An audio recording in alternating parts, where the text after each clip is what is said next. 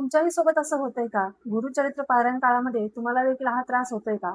मला अशा देखील भरपूर कमेंट्स आल्या की ताई आमचं डोकं दुखतंय, खोकला येतोय, ताप येतोय, अचानक आजारी पडतोय, अचानक घरामध्ये भांडणं लागतायत, अचानक ॲक्सिडेंट होतोय, अचानक घरामध्ये केव्हाच भांडणं होत नव्हती किंवा एखादा व्यक्ती अतिशय शांत होता आणि अचानक आमच्या घरामध्ये भांडण सुरू झालेलं आहे.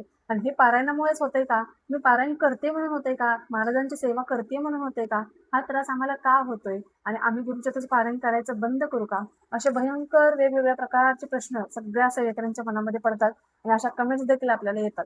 तर तुमच्या सगळ्यांचं प्रश्नांचं उत्तर मी तुम्हाला आज देणार आहे. तुम्हाला देखील असा त्रास होत असेल तर हा व्हिडिओ तुमच्यासाठीच आहे. बघा, कोणत्याही व्ह्यूजसाठी मी सांगत नाहीये. जे सत्य आहे, जे केंद्रातून सांगितलेले आहे तेच तुमच्यापर्यंत पोहोचवण्याचं मी काम करत असते. बघा, गुरुचरित्र पारायण काळामध्ये आपल्या घरामध्ये आपल्याला त्रास होतो. असहनीय वेदना किंवा असहनीय त्रास आपल्याला होत असतो आणि या त्रासातून मुक्त होण्यासाठी आपण पारायण बंद करण्याचा विचार करत असतो. आणि का होतो असा त्रास? भरपूर लोक या भीतीपोटीच पारायण करायला जात नाही. पण हा त्रास का होतो? यामागे सत्य काय आहे? या मागचं सत्य तुम्हाला माहिती आहे का? नाही माहिती. म्हणूनच तुम्हाला या त्रासातून मुक्त व्हायचा देखील उपाय मी सांगणार आहे आणि क्षणार्धात तुम्ही त्या त्रासातून देखील मुक्त होणार आहात. असा हा अत्यंत प्रभावी असा उपाय आहे. आता हा उपाय कोणता हे जाणून घेण्या अगोदर त्रास का होतो आणि कशामुळे होतो हे अगोदर बघून घेऊया. आपल्या घरामध्ये आपण पारायणाला सुरुवात करतो. कोणी कोणी फर्स्ट टाइम केलं असेल आणि कोणाकोणाचं सुरू असेल, याच्या अगोदर देखील त्यांनी केलं असेल, त्यामुळे त्यांना कॉन्फिडन्स येऊन त्यांनी आता सुरू केलं असेल. पण कोणी कोणी पहिल्यांदाच करत असेल. पहिल्यांदा जेव्हा तुम्ही केलं त्यावेळेस तुम्हाला कोणत्याही प्रकारचा त्रास झाला नव्हता, पण आता सेकंड टाइम तुम्ही करताय पण तुम्हाला त्रास होतोय. बघा, वाचन करताना कधी कधी आपण असं होतं की आपल्याला उठायचं असतं एका वेळेवरती वाचनासाठी, ब्रह्ममुहूर्तावरती 6ला जर उठायचं असेल तुम्हाला तर तुमची जाग तुम्हाला 10ला येईल.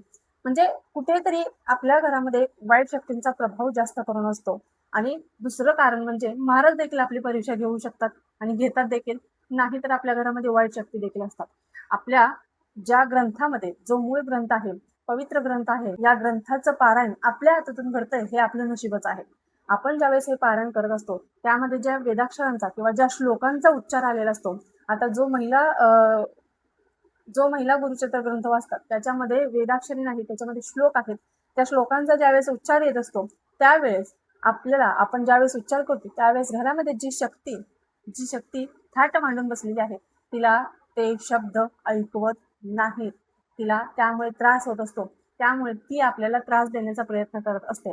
काय होतं, आपण पारायण करतो, पारायण काळामध्ये आपण व्यवस्थित सगळं आवरून वगैरे बसतो, आपल्या प्रत्येक नियमांचं आपण पालन करत असतो. पण कुठे ना कुठेतरी त्या वाईट शक्ती आहेत, जी दुष्ट शक्ती आहे ती आपल्याला त्रास देण्याचा प्रयत्न करत असते. कारण काय होतं, आपण ज्यावेळेस पारायणाला बसतो त्यावेळेस बरोबर ते आपण ज्यावेळेस उच्चार तोंडातून काढतो त्यावेळेस तिला तो त्रास सहन होत नाही. त्यामुळे ती आपल्याला त्रास द्यायला लागते. मग कुठेतरी पायाला मुंग्या, पाठ दुखून येऊ दे, बोबडी वळते, डोळ्याला अंधारी येते, वेगवेगळ्या प्रकारचे आपल्यासोबत इन्सिडेंट होत असतात. आणि यावेळेस आपण काय घाबरतो कशासाठी? आपल्याला वाटतं की आपण पारायण घरात सुरू केल्यानंतरच हे सुरू झालेलं आहे. त्याच्या अगोदर तर असं कधीच झालं नाही. मग आता का होतंय? आम्ही साधे सेवा करतो त्यावेळेस देखील कधी होत नाही, पण पारायण गुरुचरित्राचे पारायण करतानाच असं का होतं? बघा, मनात कोणतीही शंका आणायची नाही पारायणाबद्दल. मन असता पवित्र सदाकाळ वाचावे श्री गुरुचरित्र. मन असता पवित्र सदाकाळ वाचावे श्री गुरुचरित्र. पारायण काळामध्येच ते आपल्याला का त्रास देते? याचा अर्थ तुमच्या घरामध्ये नकारात्मकता आणि वाईट शक्तीने थाट मांडून बसलेली आहे. आणि ती वाईट शक्ती तिला ते घर सोडायचं नसतं, ती जागा सोडायची नसते, तिला ती चिटकून राहायचं असतं. आणि ज्यावेळेस तुम्ही तोंडातून उच्चार करता गुरुचरित्राच्या प्रत्येक श्लोकाचा तुम्ही ज्यावेळेस उच्चार करत असता त्यावेळेस तिला असह्य वेदना साक्षात दत्त महाराज, स्वामी महाराज तिला काठीने फटके देत असतात, तिला त्रास देत असतात, म्हणजे तिला मारत असतात. त्यावेळेस ती तुम्हाला त्रास देण्याचा प्रयत्न करते. कारण त्या महाराजांसमोर ती काहीच करू शकत नाही. महाराजांसमोर ती काही सुद्धा करू शकत नाही. ती हतबल असते. आणि हेच महाराजांचं वैशिष्ट्य आहे. ज्यावेळेस महाराज त्यांना शिक्षा देत असतात त्या वाईट शक्तीला त्यावेळेस ती तुम्हाला शिक्षा करायला सुरुवात करत असते. म्हणजे काही ना काहीतरी घडवत असते. कधी तर असं होतं, जो पारायण करतो त्याचाच ऍक्सिडेंट होतो. मग असं वाटतं की आम्ही आपल्या घरामध्ये इतकं मोठं दिव्य ग्रंथाचं पारायण मी घरामध्ये ठेवलेलं आहे आणि माझ्यासोबतच असं का? मग हे मी पारायण करू नको का? असा महाराजांचा संकेत आहे का? असं देखील वाईट म्हणजे वेगळे विचार करतात, वेगळ्या अर्थाने लोक घेतात. तर असं नाहीये. कुठेतरी तुम्ही तो गुरुचरित्राचं पारायण करणं थांबवावं आणि कुठेतरी त्या शक्तीला त्या घरातच राहता यावं आणि तुमच्यावरती सगळ्या घरातील कुटुंबावरती वर्चस्व गाजवता यावं यासाठी ती अथोनात प्रयत्न करत असते की तिला ते घर सोडता येऊ नये. बघा, गुरुचरित्राचं पारायण करत असताना कधी कधी डोळ्यासमोर अंधारी येते, बरोबर, बोबडी वळते. आता मी लास्ट टाइम गेल्या वर्षी तर सेम तसंच झालेलं. बोबडी वळलेली, अचानक पाठ दुखून आलेली आणि नंतर अंधारीच डोळ्यासमोर आलेली, पुढची अक्षरच दिसत नव्हती. आणि यावरती काय उपाय करायचा? कारण यातून बाहेर पडायचं असेल, पारायण कंप्लीट करायचं असेल, आपल्याला यावरती उपाय देखील माहिती असायला हवा आणि उपाय देखील आहे याच्यावरती. आणि बघा काय करायचंय, पारायण काळामध्ये आपण जास्तीचं तूप वगैरे घेऊन बसायचं आहे. फॅन चालू नाही, कधी कधी अचानक वारा सुटल्यावर होतो, दिवा मालवण्याची शक्यता असते, त्याच्यावरती शक्यतो काच वगैरे ठेवण्याचा प्रयत्न करायचा आहे, म्हणजे दिव्याला हात चुकून सुद्धा हवा लागणार नाही. भरपूर प्रकारचे इन्सिडेंट आपल्यासोबत घडत असतात. आणि असं जर घडत नसेल, वेगळ्या अर्थाने काहीतरी घडत असेल, तर महाराज देखील आपली परीक्षा बघत असतात. जर आपल्याला पायाला जास्त मुंग्या येत असल्या वगैरे, तर महाराज देखील परीक्षा बघत असतात की माझा भक्त कुठेपर्यंत हे सगळं सहन करू शकतोय, याची ते परीक्षा बघत असतात. कधी कधी असं होतं, कधीच घरात भांडणं होत नाहीत, कधीच नाहीत होत, पण त्या दिवशी पारायण सुरू केल्यानंतर अचानक, त्याला अर्थ तर नसतो त्या विषयाला, पण आपल्या घरामध्ये भांडणं व्हायला सुरुवात होतात, आपल्या घरामध्ये वाद तंटा सुरू व्हायला होतो, मतभेद सुरू व्हायला होतात. तर अशा वेळेस देखील ती वाईट शक्ती तुम्ही बंद करत नाही, तर इतरांमार्फत ती बंद करण्याचा प्रयत्न करत असते, तुमच्या तोंडातून गुरुचरित्राचं पारायण बंद करण्यासाठी. कधी कधी असं होतं की पारायणाला बसलो, अचानक कोणीतरी आपल्या घरी येतं आणि अचानक आल्यानंतर आपल्याला काहीच करता नाही, तर पाहुणे आले वगैरे तर अचानक येतात, तर ती शक्ती त्यांच्यामार्फत तुमच्याकडे आलेली असते आणि तुम्हाला ते पारायणातून उठायला भाग पाडत असते. तर चुकून उठायचं नाही, पारायण कंप्लीट करायचं. आणि एवढं लक्षात घ्या, महाराज सोबत आहेत, जोपर्यंत साक्षात स्वामी समर्थ महाराज आणि दत्त महाराज तुमच्या सोबत आहेत, इतक्या दिव्य ग्रंथाचं तुम्ही पारायण करतात, काही सुद्धा होत नाही. लक्षात ठेवा, तुम्हाला सहन होत नाही ना, काय करायचं, जी आपली विभूती आहे, रक्षा आहे अगरबत्तीची, ती एका डबीमध्ये तुम्ही भरून ठेवली असेल, ती डबी आता घेतली नाहीये मी, ती डबी घ्यायची, त्या डबीतलं जे रक्षा आहे तुमच्या हातामध्ये घ्यायची, तुमच्या उजव्या हातामध्ये घ्यायची, उजव्या हातामध्ये घेऊन ती मूठ बंद करायची. रक्षा घ्यायच्या हातामध्ये, उजव्या हातामध्ये मूठ बंद करायची आणि महाराजांना प्रार्थना करायची. प्रार्थना करायला विसरायची नाही, कारण या प्रार्थनेमध्येच अतिशय शक्ती आहे आणि या रक्षामध्येच अतिशय शक्ती आहे, एवढं लक्षात घ्या. प्रार्थना करायची की हे स्वामी समर्थ महाराज, हे दत्तगुरु, मी आज आपल्या घरामध्ये गुरुचरित्र या दिव्य ग्रंथाचं पारायण करायला सुरुवात केलेली आहे, पण मला हा खूप त्रास होतोय, आपल्या घरामध्ये काय काय प्रॉब्लेम्स आहेत, काय काय होते तुमच्यासोबत, हे सगळं सांगायचं. आणि या असहनीय वेदना किंवा या दुष्ट शक्ती जो मला त्रास देते, ती मला सहन होत नाहीये.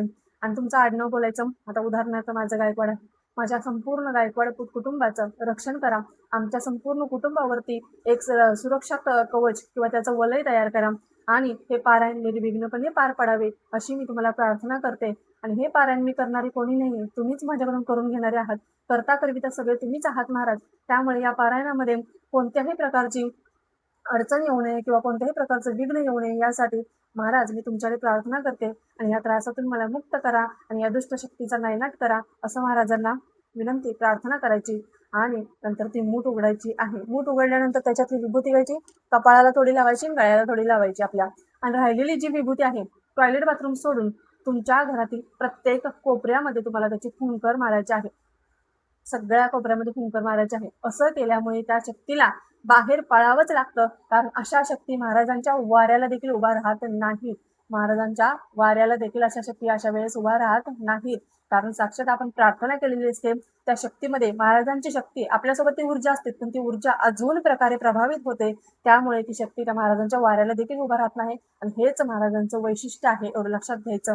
आणि पारायण थांबवायचं नाही, पारायण मध्ये सोडून द्यायचं नाही, पारायण हे कंप्लीट करायचंच. त्यामुळे अशा गोष्टींना जो त्रास होतोय, हे त्रास गुरुचरित्राचं पारायण केल्यामुळे किंवा सेवा सुरू केल्यामुळे माझ्या घरात व्हायला लागले, असा विचार डोक्यातून काढून टाका. कारण कधी कधी असं होतं, जर काहीच त्रास नसेल, वाईट शक्ती वगैरे आपल्या घरात नसेल, पण तुम्हाला कधी सकाळी लवकर उठायची सवय नसेल किंवा तुमची झोप व्यवस्थित होत नाही, तुमचं जेवण व्यवस्थित नाहीये, कधी कधी अशामुळे देखील होतं, तर आपल्या तब्येतीची काळजी घ्यायची आहे, आपल्याला गुरुचरित्राचं पारायण करायचं आहे. हे पारायण निर्विघ्नपणे पार पडणार अशी मला नक्की शाश्वती आहे, कारण महाराज सोबत आहेत आपल्या. जोपर्यंत महाराज सोबत आहेत आपल्या, तोपर्यंत घाबरायचं काहीच कारण नाहीये, काही म्हणजे काहीच कारण नाहीये. महाराजांवरती पूर्ण श्रद्धा, पूर्ण विश्वास आणि आपला शुद्ध भाव ठेवायचा. आपल्या शुद्ध अंतकरणापासून केलेली प्रत्येक सेवा महाराजांच्या चरणाशी पोचते. त्यामुळे आपण ही सेवा करायला चुकूनही विसरायचं नाहीये. आता तुम्हाला कळलं असेल की गुरुचरित्र पारायण काळात का आपल्याला असं त्रास होतो, काही शक्ती आपल्याला त्रास देते, कारण आपण जे उच्चार करतो, आपल्या तोंडातून जे उच्चारांचा शब्द, आपण जे श्लोक काढत असतो, त्याचा प्रत्येक श्लोकाचा तिला त्रास होत असतो. ते कुठेतरी आपण ते सगळं थांबवावं, यासाठी ते आपल्याला, आपल्या घरातील कुटुंबांना वृद्धांना, आपल्या लहान मुलांना कधी कधी रडवते, सगळ्यांना ती त्रास देत असते. त्यामुळे या त्रासाला घाबरून आपण सेवा बंद करायची किंवा चूक करायची नाही. तुम्हाला सगळं समजलं असेल, तरी देखील तुम्हाला अजून वेगळ्या प्रकारचा काही त्रास होत असेल, तुम्हाला काही शंका असतील, नक्कीच कमेंट बॉक्समध्ये कमेंट करा. आपल्या चॅनलवर प्रत्येकाच्या शंकेचे निरसन नक्कीच केले जाते. पुन्हा एकदा भेटूया अशाच एका नवीन व्हिडिओ सोबत. तोपर्यंत झालेली सेवा स्वामींच्या मी रुजू करते. श्री स्वामी समर्थ. धन्यवाद.